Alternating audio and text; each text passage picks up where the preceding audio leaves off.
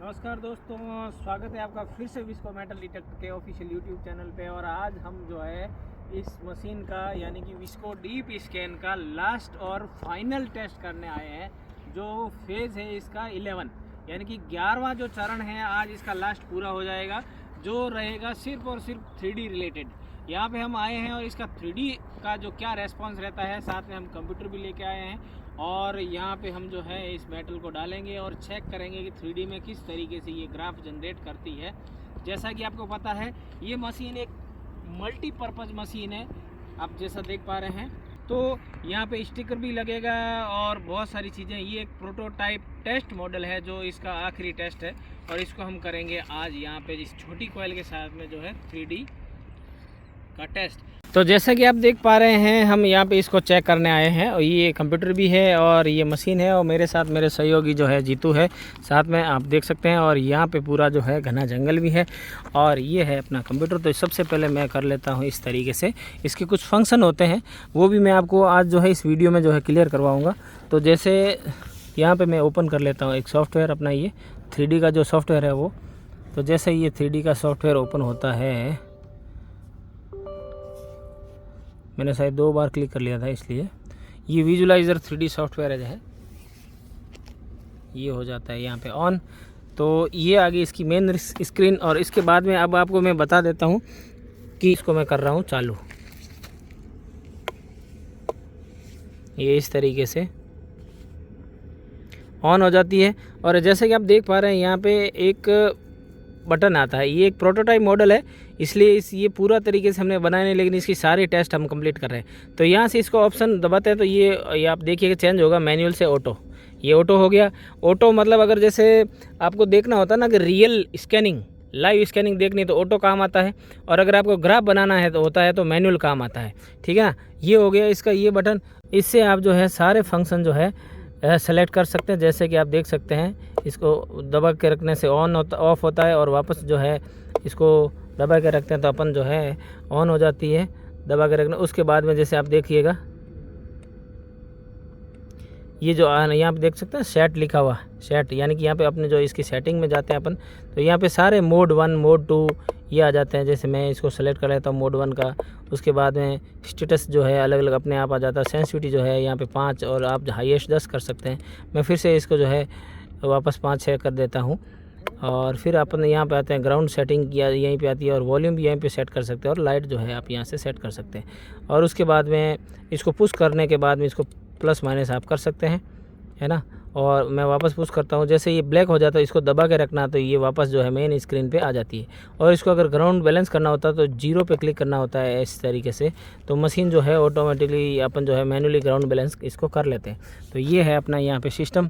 मैं कर लेता हूँ यहाँ पे ऑन करने के बाद में अगर आपको लगता है कि भाई आपको ऑटो में चलाना है, तो मैं सबसे पहले जो है ऑटो में आपको चला के दिखा देता हूँ। यहाँ पे मैंने किया है क्लिक इस तरीके से, और यहाँ पे मैं जो है कनेक्शन देता हूँ यहाँ पे इस मशीन का, और ये इससे यहाँ पे जाऊँगा, न्यू पे जाता हूँ और न्यू पे जाता हूँ, और यहाँ पे मैंने सेलेक्ट किया ये मशीन का। और लाइव स्कैनिंग करते हैं अपन जो है हॉरिजॉन्टल इस तरीके से, और कॉम पोर्ट जो है ये 4 है, और इस तरीके से जो है ये मशीन हो जाती है इससे कनेक्ट। यहाँ पे स्क्रीन जब ये ब्लू में कन्वर्ट हो जाती है ना, अभी देखिए ये ब्लू में इस तरीके से कन्वर्ट हो गई है, और अब जो है मशीन जो है स्कैनिंग करने के लिए तैयार है। तो यहाँ पे एक मेरे पास ये मेटल है, आप देखिएगा ये मेरे पास एक मेटल है, मैं चेक करवाता हूँ आपको। वहाँ पे देखिए इस तरीके से ये चेंजेस देखना। तो ये इस तरीके से मेटल देखो आप, ये है मेरे पास मेटल। वहाँ पे कंप्यूटर में दिखाना जो चेंज होता है ना, अभी मैं मेटल हटा रहा हूँ, अभी स्क्रीन में कुछ नहीं है। तो जैसे ही मेटल में लगाता हूँ तो ये इस तरीके से जो है ये लाइव स्कैनिंग जो है की जाती है इसमें, इस मशीन में। ठीक है ना। अब मैं उसके बाद में मैं इसको अलग स्कैनिंग करूँगा, वो रहेगी मैनुअल मोड में स्कैनिंग रहेगी। और मैनुअल मोड के बाद इसमें जो ग्राफ बनता है ना, वो ग्राफ मैं यहाँ पे ये मेटल को ज़मीन के अंदर गाड़ूंगा और किस तरीके से ग्राफ बनता है वो आपको दिखाऊंगा। तो सेटिंग इस तरीके से रहती है, जैसे मैंने ये ऑप्शन सेलेक्ट किया है, और उसके बाद में यहाँ पे अपने को करना रहता है इस मशीन में ऑटो की जगह करना रहता है मैनुअल। ठीक है ना। तो इस तरीके से मैं कर लेता हूँ, दबाते ये हो जाता है मैनुअल, और उसके बाद में यहाँ पे करना रहता है अपन को ओके। तो जैसे मैंने यहाँ से कनेक्शन करने के बाद में मैनुअल के साइड में जो है ना यहाँ लिखा हुआ आ जाता है बी। अब जो है ना इससे स्टेप बाय स्टेप अपन आगे जैसे स्टेप बढ़ते हैं ना तो इस वाले बटन को दबाते रहना है। तो ये क्या है कि वो अपना जो है ग्राफ बनाएगी इस तरीके से। जैसे ही दबाओगे साउंड आएगी आपके यहाँ पे। तो मैं दबाता हूँ एक बार।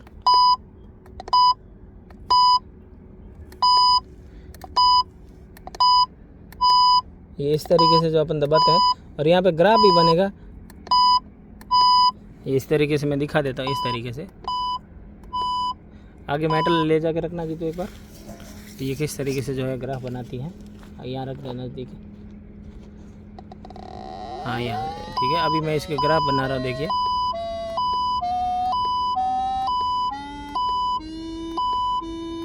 हटाना जी तो ये जनरली मैं आपको जस्ट एक दिखा रहा हूँ इस तरीके से। और जैसे ही मेटल हटता ना तो उसके बाद में ये क्या है कि मशीन जो है वहाँ से सिग्नल देना भी बंद कर देती है और बाकी सारा ब्लू आ जाता है, ठीक है ना। ये इस तरीके से जो है ग्राफ बनता है। अब मैं इसको जो है ना करता हूँ, इसको इंटरप्रिटेशन किस तरीके से ये ग्राफ रहेगा।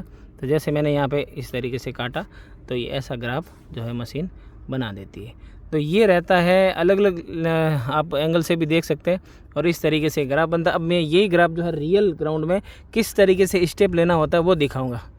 तो जैसा कि आप देख पा रहे हैं यहाँ पे मैंने सेटअप किया है इस तरीके से। और यहाँ पे जो है ना ये बटन है जिसको अपन ऑटो और मैनुअल में कन्वर्ट करते हैं। उस बटन मशीन कनेक्ट होने के बाद में यही बटन अपने को जो है ग्राउंड स्कैनिंग जब 3D का ग्राफ बनाते हैं उस समय काम आएगा। तो मैं स्टेप बाय स्टेप जो है मैं करूँगा इसमें। आप चाहे तो जिग जैग कर सकते हैं, लेकिन मैं मेरे हिसाब से मेरे को जो सूटेबल लगता है ना, मेरे को जो चलाने में आसान लगता है, मैं उसी तरीके से करता हूँ। तो ये देखिए यहाँ पर मैंने किया है 1 पॉइंट, फिर दूसरा पॉइंट, तीसरा, चौथा, पाँचवा, छठा, सातवां, 8, 9 और ये 10, ठीक है।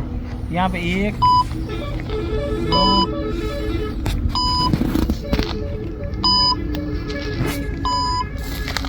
लैपटॉप में दिखाना ग्राफ बन रहा है कि नहीं बन रहा, दिखाओ, ठीक है। तो मैं एक बार जनरली ऐसे ही कर रहा हूँ, मतलब वो स्टेप बाय स्टेप अपन जैसे 10 स्टेप लेने होते हैं।